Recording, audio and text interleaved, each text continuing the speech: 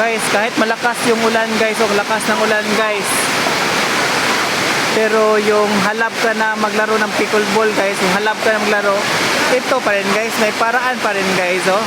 Oh, may paraan pa rin guys. Basta halap ka maglaro ng pickleball guys, may paraan pa rin, oh. Oh. Tingnan naman guys, oh. Oh. Oh. Pag matakaw ka maglaro ng pickleball, yan, paraan, may paraan pa rin kahit malakas ang ulan, kahit ang lakas-lakas ng bagyo, laro pa rin ng pickleball guys. The best talaga itong Pinoy. Only in the Philippines guys. So, tingnan nyo naman dito. Standard kami lahat dito, standard lahat kasi basang-basa ang court. Standard kami lahat dito. Lakas ng ulan, no? Ang lakas ng bagyo. Pero itong dalawang to guys, grabe. Ito yung mga super A kasi sa amin dito sa aming munisipyo.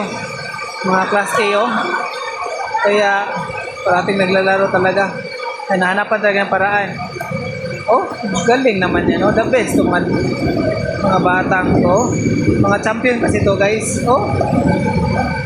Pag gusto maglaro, may paraan talaga.